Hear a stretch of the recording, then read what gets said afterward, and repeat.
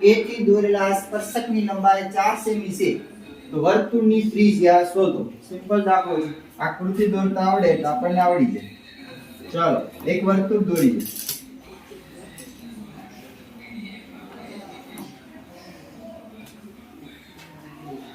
સમજો કે આ વર્તુળ છે.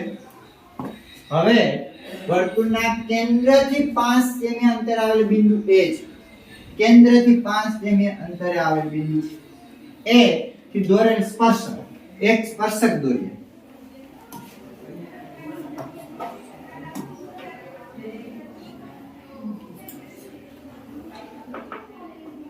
ચાલો સ્પર્શક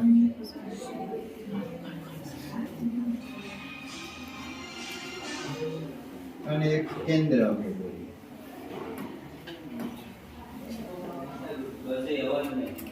અહીંયા આપી દે કેન્દ્ર. કેન્દ્રથી આ અંતર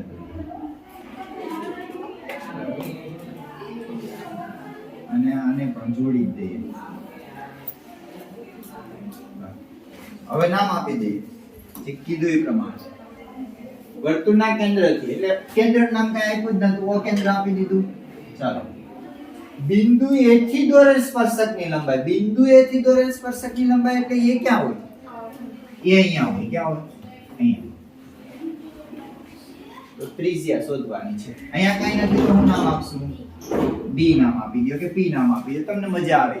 બરાબર. ચલો હવે અહીંયા શું બની ગયું? કાટખૂણો. એ તો બધાને ખબર છે. એટલે આ ત્રિકોણ કયો બની ગયો? કાટખૂણો ત્રિકોણ. હવે એનો માપ કીધા. વર્તુળના કેન્દ્રથી 5 સેમી અંતર આ બિંદુએ. વર્તુળના કેન્દ્રથી 5 સેમી અંતર એ બિંદુ એટલે 5 સેમી ક્યાં હોય? આ બાજુમાં. આ લખતા બધું આવડે ને એટલે આવડી જાય. સ્પર્શકની લંબાઈ કેટલી આપી દીધી? 4 સેમી. હવે આપણે શોધવાનું શું કીધું? એટલે કે ત્રિજ્યા. બસ હમણાં જ કર્યું તો આવી રીતે દાખલો. ચાલો લખી નાખીએ. શું કરશું? પાયથાગોરસનો પ્રમેય. ચાલો કાટકોણ ત્રિકોણ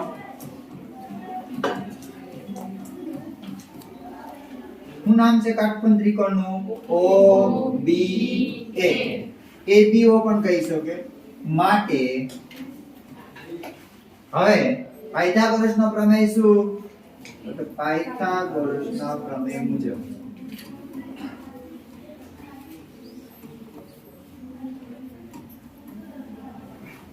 પાયથાગોરસનો પ્રમેય શું છે? તો કે કર્ણ એટલે OA નો સ્ક્વેર, કર્ણ છે બાકીની બે બાજુ એટલે OB નો સ્ક્વેર પ્લસ AB નો સ્ક્વેર. ચાલો માપ કોના કોના છે? OA કેટલો છે? 5. તો અહીંયા આવશે 5 નો સ્ક્વેર. OB નો માપ છે નહીં તો અહીંયા આવશે OB નો સ્ક્વેર. જો અહીંયા OB છે એની જગ્યાએ તમે R નો સ્ક્વેર કરી શકો. R એટલે શું થાય? ત્રિજ્યા. તો તમે હાલે પણ ન કરો તોય તમારી ઈચ્છા. ચલો AB નો માપ કેટલો છે? 4. 4 નો શું થઈ જશે? 5 નો સ્ક્વેર કેટલો થઈ જશે? 25. OB નો સ્ક્વેર પ્લસ અહીંયા કેટલા થઈ જશે? 16. હવે આપણે 25 માઈનસ કેટલા થઈ જશે? 16. અહીંયા શું થઈ જશે? OB નો સ્ક્વેર. 25 માંથી 16 કાઢો કેટલા વધશે? 9. તો OB સ્ક્વેર કેટલો આવશે? 9. આપણે શું શોધવાનો છે? OB. તો OB બરાબર કેટલા થઈ જશે? 3. એટલે કે અહીંયા OB એટલે ત્રિજ્યા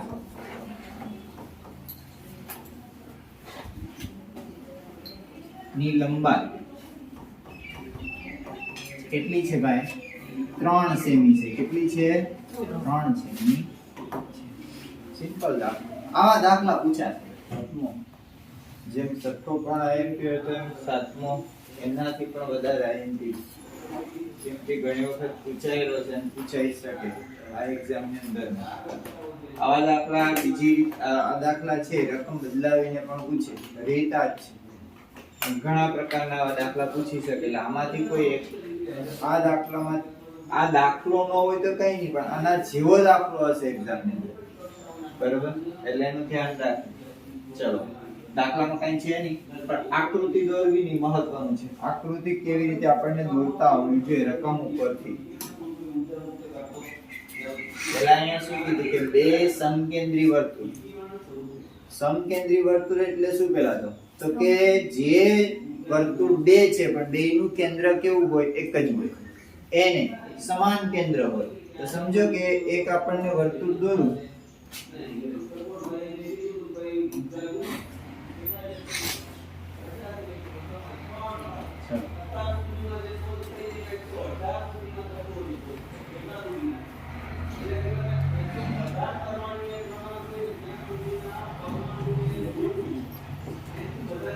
આ એનું કેન્દ્ર છે.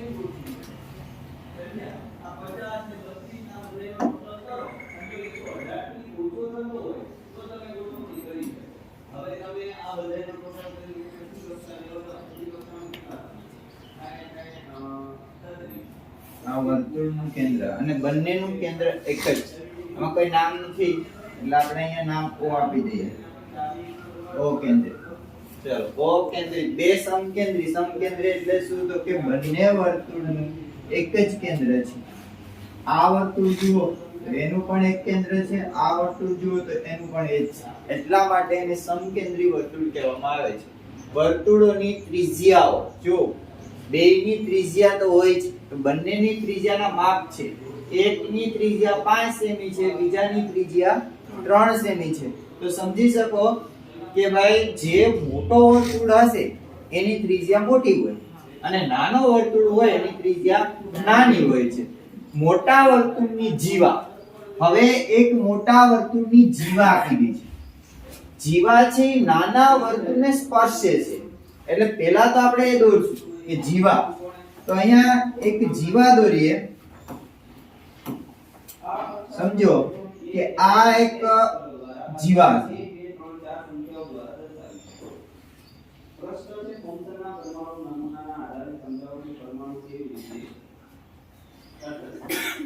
આ એક જીવા કોની છે? જીવા મોટા વર્તુળની. મોટા વર્તુળ માટે તો આ જીવા છે, આ વર્તુળ માટે. પણ નાના વર્તુળ માટે શું છે? સ્પર્શે છે, એટલે સ્પર્શક છે. જો નાના વર્તુળને સ્પર્શ કરીને જાય છે એ જીવા. તો એવી રીતે પહેલા આકૃતિ દોરવાની, તો તેની લંબાઈ શોધો. તો એનો મતલબ એવો કે આની તમને લંબાઈ શોધવાની કીધી. આ જીવાની લંબાઈ શોધવાની કીધી. ખબર પડી? હવે અહીંયા સમજી શકો કે આપણી પાસે આ ત્રિજ્યાઓ દર્શાવવી પડશે. તો સમજો કે એક ત્રિજ્યા અહીંયા છે, એક ત્રિજ્યા આ છે, એક ત્રિજ્યા છે આવી રીતે. આ ત્રિજ્યા છે એ નાના વર્તુળ માટેની ત્રિજ્યા છે, આ ત્રિજ્યા છે એ મોટા વર્તુળ માટેની ત્રિજ્યા છે. કેમ કે જો અહીંયા કેન્દ્રથી લઈને છેલ્લા બિંદુ સુધી છે. હવે એને આપણે નામ આપી દો. અહીં નામ આપી દઈએ. અહીંયા કોઈ એક P બિંદુ નામ આપો. ચલો હવે તમને માપ આપેલ છે 5 સેમી. કોનું હોય? મોટી ત્રિજ્યા. તો આનું કેટલું હોય? 5 સેમી. આ નાની ત્રિજ્યાનું માપ કેટલું હોય? 3 સેમી. હવે આપણે શોધવાનું છે આખો AB. આખો AB મેળવવો હોય તો ડાયરેક્ટ AB આખો મળશે નહીં. તો અહીંયા તમે જુઓ અહીં કાટખૂણો છે. તો આ ત્રિકોણ છે, કાટકોણ ત્રિકોણ. કયો છે? કાટકોણ ત્રિકોણ. હવે કાટકોણ ત્રિકોણમાં બે ના માપ છે, આ માપ નથી. તો પહેલા આપણે શું શોધી લેશું? પાયથાગોરસ થી PB. PB માપ મળી જશે. એટલો જ માપ કોનો હશે? AP. પછી બેયનો સરવાળો કરી નાખશો એટલે આખો શું મળી જશે આપણને? AB. સમજાય? ખબર પડી? તો અહીંયા શરૂઆત પહેલા કેમ કરવી? તો કે પાયથાગોરસનો પ્રમેય. ચલો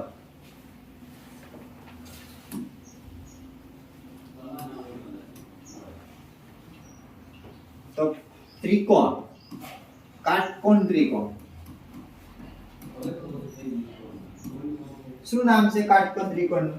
OPP માં માટે આપણે પાયથાગોરસના પ્રમેયનો ઉપયોગ કરશું. તો કર્ણ કયો બનશે? OB. OB નો સ્ક્વેર બરાબર બાકીની બે બાજુ હોય એટલે OP સ્ક્વેર પ્લસ પીબી નો સ્ક્વેર. હવે જેના માપ છે એ લખીએ તો કોનો માપ છે ઓબી અને ઓપી. તો ઓબી નો માપ કેટલો છે 5, તો અહીંયા હું 5 નો થઈ જશે વર્ગ. ઓપી નો માપ શું છે 3, તો અહીંયા શું થઈ જશે 3 નો વર્ગ. અને આપણે આ ગોતવાનો છે પીબી સ્ક્વેર. ચલો 5 નો સ્ક્વેર કેટલો થઈ જાય 25, 3 નો સ્ક્વેર કેટલો થઈ જાય 9 પ્લસ અહીંયા શું થઈ જશે પીબી નો સ્ક્વેર. હવે આપણે ખબર છે આ 9 છે આ બાજુ આવશે તો 25 માઈનસ શું થઈ જશે 9 બરાબર અહીંયા શું રહેશે પીબી નો સ્ક્વેર. 25 માંથી 9 કાઢો 16 વધે. કેટલા વધશે 16. 16 બરાબર શું છે પીબી નો સ્ક્વેર. પણ આપણે ગોતવાના શું છે પીબી. તો 16 કોનું વર્ગમૂળ છે 16 કોનો વર્ગ છે 4 નો, એટલે કે 16 નું વર્ગમૂળ 4. તો પીબી આપણને કેટલો મળશે ભાઈ 4 સેમી. કેટલો મળશે 4 સેમી.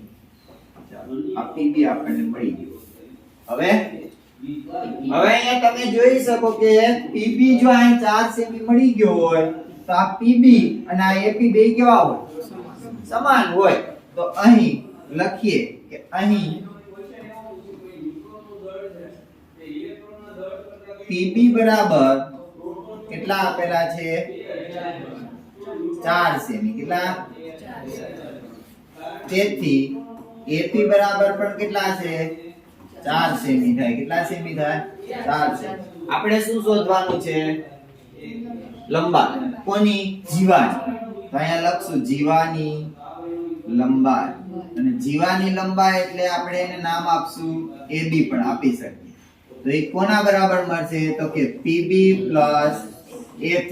તો PB પ્લસ AP 4 પ્લસ 4 એટલે કેટલા સેમી થઈ જશે 8 સેમી થઈ જાય. તો આ થઈ તમારી જીવાની લંબાઈ. જવાબ થઈ ગયો અહીંયા પૂરો.